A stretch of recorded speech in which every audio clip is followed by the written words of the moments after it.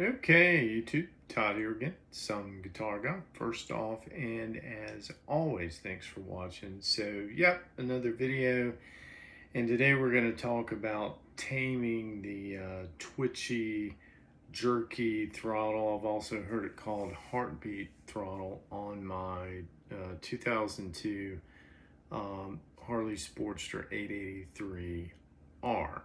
Now, and we have the parts diagram pulled up, and let me say kind of to start with, I've had this bike going on 2 years, and I've chased this for about 2 years, and I finally figured it out. Now, I've also told two different shops, both the independent shop that I'll never go back to, as well as the dealer. I've complained about this issue, and I finally got the time and researched it, and yeah, so and not only fixed it, but fixed it potentially for less than $3. Now, if you're not familiar with this throttle friction system, which is, I don't know what else to call it, Harley used this from like 74, I think, all the way to 2019. So this applies to a ton of older Harleys. It's the little thumb screw. That's the way to tell. Look on the bottom of your throttle. And if you have this little thumb screw, what it does is balances out or provides a little friction between the throttle and idle cables so that you don't have this constant rider-induced throttle oscillation as you're going down the road. Now that's even more important on this particular bike, as it is a bit infamous. I don't know, maybe that's a little strong, but it definitely has the reputation for being oversprung. And the front fork's a bit harsh too, but it's also the Roadster model, so I think Harley just went a little bit too far with the spring rate in the rear, and the only adjustment is preload. So anyway, over the years, I tried adjusting this thumb wheel. It ended up breaking off, and to give you an idea, these are kind of tiny parts.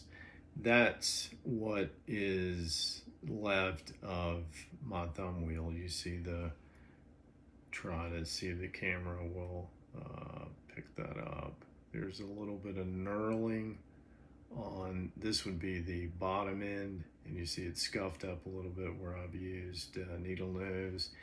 You have the kind of friction spring, and then the other end has a recess for the clip we see, right? So yeah, I tried adjusting this guy a couple of different times, fully tight, loosening, and it just didn't make any difference in that I want to say whiskey throttle, but heartbeat throttle. And you can buy the kit here, let's see, 23 for less than $10, but it didn't have what I ended up needing, which is this guy I have highlighted, and this part number if you want to look this up or check with your own dealer. And it's hard to tell in the diagram what that really is. You see it's less than $3, but that's I think of it as just a plastic brake shoe. Now I didn't like and you can't tell plastic or metal, but I did find this on Harley parts, and of course they're out of stock with the part number. So let's click on it, make it a little bit bigger, and a little bit bigger still. Yeah, it's just a little solid plastic brake shoe that balances that tension between the throttle and the idle cables, and that may be a little bit. And there's the little hole that the adjusting screw on the outside threads into. It's kind of hard to see the threads probably hard to see the threads either way, but there are threads on there. And that little spring the clip keeps this, because it goes on the inside of the clamshell, keeps it from just vibrating out and falling out, and then the spring just helps keep a little bit of tension on it. So I looked around, I found these on the Harley site, conflicting information. Let me get off of this. You have to get and of course it's summertime, so they want you in these dealers. It says it's sold out, but then if I do that, it says it's available, and there's other around that are available. And working this week, and the son and I have a Harley ride tomorrow, so I wanted to try to get this, and he's going to ride this bike, so I wanted to try to get this done. So I kept looking around and went on Cycle Gear, and I found this kit by Milwaukee Twins. It got pretty good reviews, and at that time I really didn't understand because I hadn't taken it apart.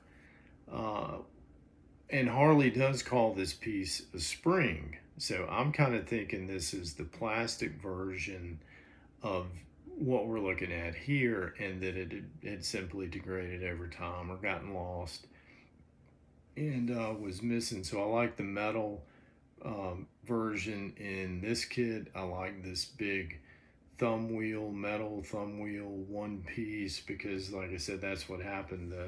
The plastic star just kind of presses onto that knurled part, and it, first time I put a little pressure on it, it just crumbled.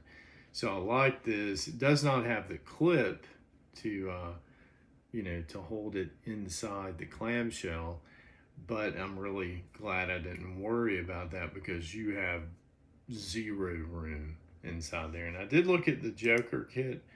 We'll take a look at it too. A little bit bigger, and it is knurled, but I'm figuring to actually tighten that thing down, you're probably going to have to use some needle nose. It does come with the clip, and it's kind of out of order. They should have put the clip really on this side, and then that kind of plastic brake shoe, if you will.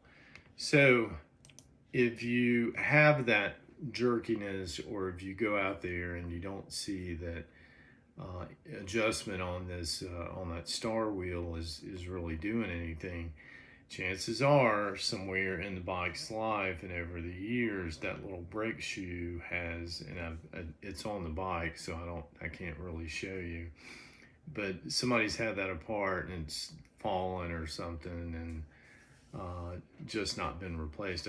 Since it's solid plastic, I guess it could have degraded, but chances are somebody just dropped it and lost it and said to hell with it and never replaced it. Best practices: if you're riding a carbureted bike, go ahead and start it up with the fuel off, and assuming you've replaced that kooky vacuum petcock Harley used for a while, run it out of fuel.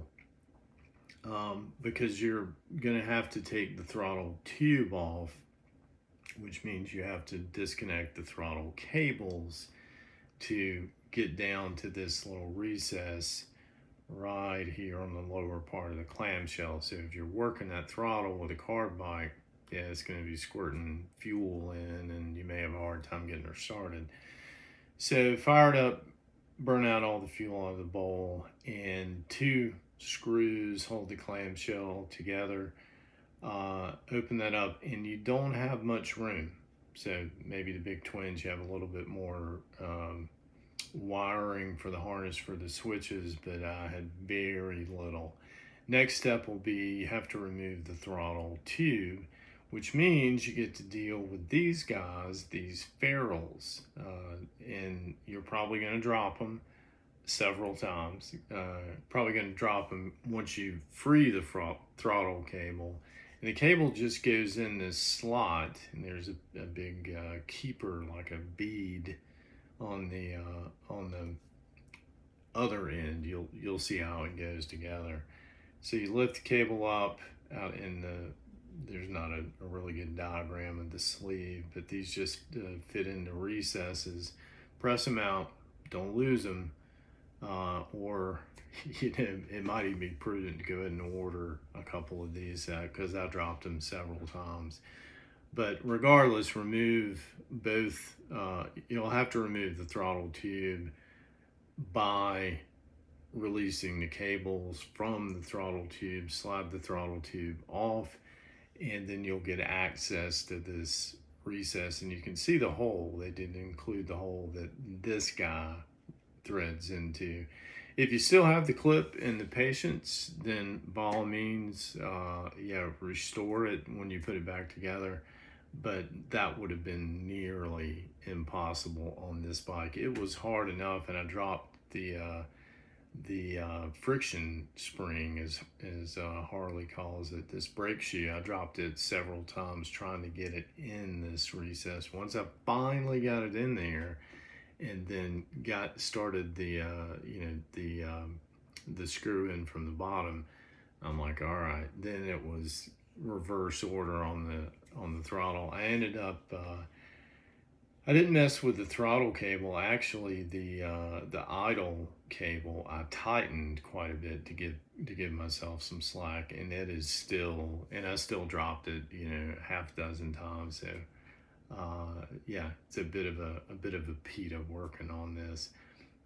You might even, if you're thinking of changing grips and this thing isn't working, or maybe you want to go back with the OEM Star Wheel or the Milwaukee Twins, so you have that big thumb wheel that you can manipulate.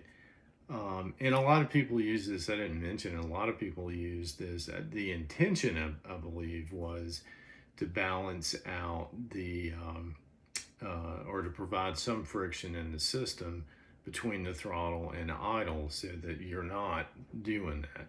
But a lot of people use it as a poor man's cruise control. I don't know that I would. I haven't, you know, but then again, I wouldn't take that bike on some long trip anyway. But I would go with one of those paddle things that you just kind of rest your, not your wrist, but the meaty part of your hand on, rather than using this thing. Because when the oh shit moment happens, when it happens, and it will, I don't want to have to try to process that. You can override that quite easily, pushing it forward, but I don't want to have to, that extra, however much time it takes my brain to process that. I want to release that throttle and start slowing down and getting on the brakes. But anyway, maybe what my point in that, if you were going to replace grips, maybe, you know, do this all at the same time. But yeah, that's about all I have.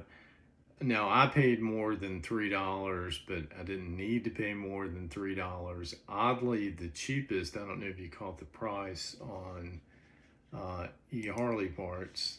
I think it was, yeah, $2.99. So Harley's actually the cheapest. And I didn't see anywhere. You may be able to check eBay and just get this little brake shoe. But I went with the, you know, for under 15 bucks, I got a metal friction spring now, and that kind of big meaty star wheel that if I do need to make adjustments, I don't, you know, you really shouldn't need to make any adjustments. But yeah, so that's how I did it. Let me know in the comments if you guys have had similar, if you addressed it, how you addressed it. And I guess that's about it. So until next time, 2 wheels down. Thanks, guys.